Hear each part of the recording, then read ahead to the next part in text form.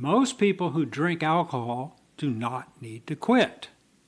I want to repeat that because it may sound strange coming from someone who runs a recovery channel.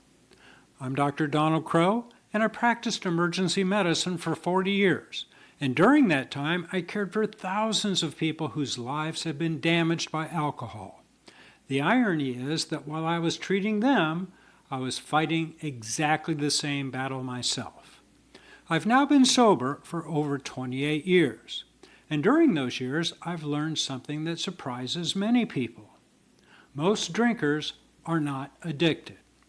Most people can have a glass of wine with dinner, a beer while watching football, or champagne at a wedding without alcohol ever becoming the center of their lives. And this video isn't for them. This video is for people who have quietly begun asking themselves a very different question. Why does alcohol seem to matter so much more to me than it does to everyone else? If you found yourself asking that question, I'd like to suggest 3 signs that alcohol has become something fundamentally different in your life. The first sign is this: alcohol occupies far more mental space than it should. Here's a question: when was your last drink?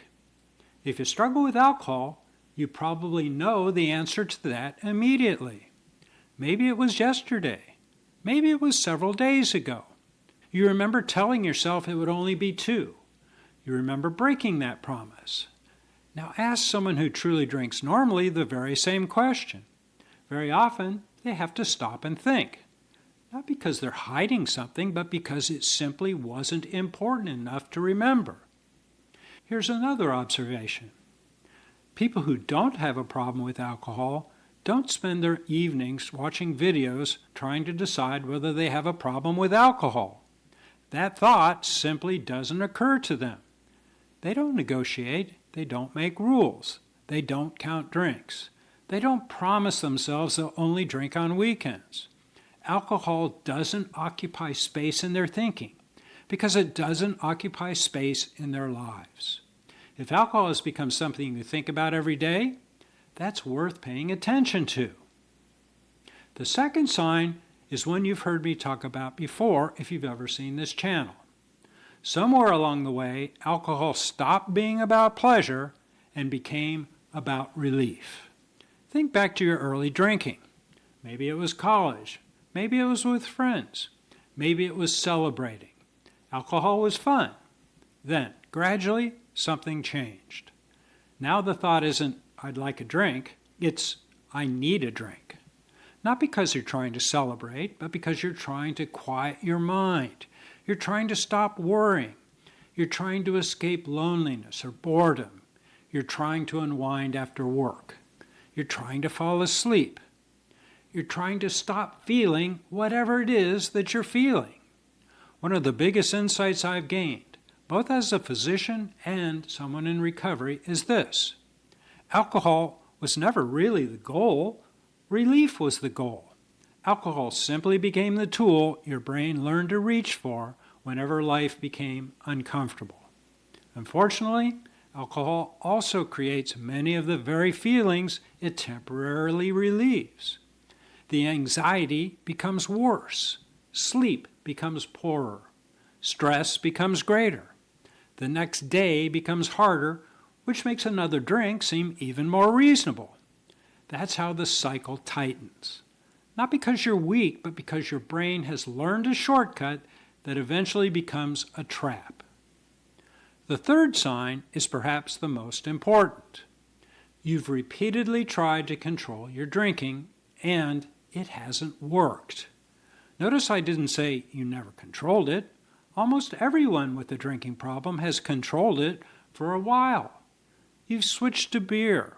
You've only drank on weekends, only after 6 o'clock. No liquor. A dry January. 30-day challenges. Only 2 drinks. Never alone, only with dinner. Every one of those rules worked until they didn't. Eventually, the old pattern returned. That isn't because you lacked intelligence. It isn't because you lacked motivation. Most of the people I treated were remarkably successful. Physicians, lawyers, pilots, business owners, teachers, parents, people with tremendous discipline in every other area of their life. Yet they couldn't consistently control alcohol. Why? Because alcohol had become a different kind of problem.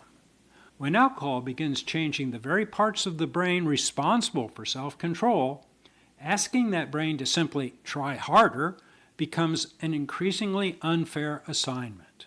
It's like asking someone with a sprained ankle to win a foot race. Willpower has its place, but biology matters too. And this is where I think many people become trapped.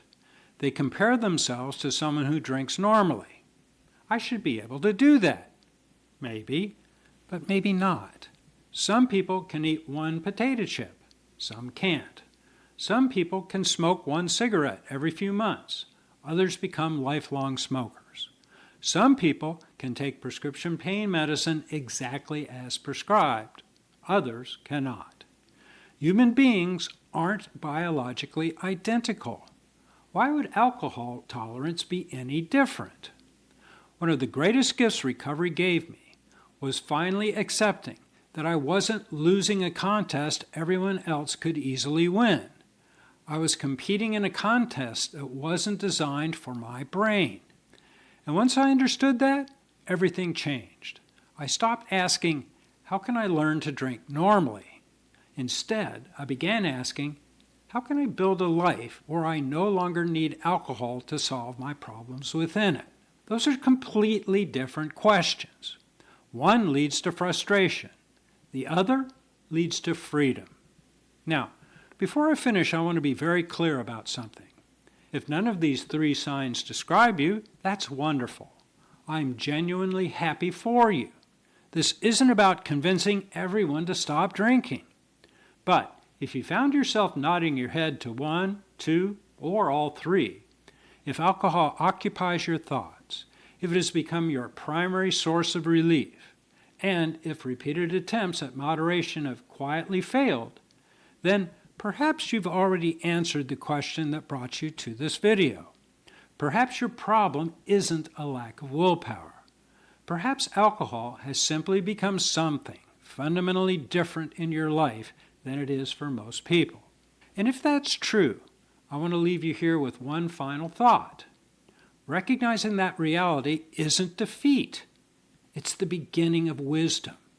Because the day I stopped trying to prove I could drink normally was also the day I finally became free.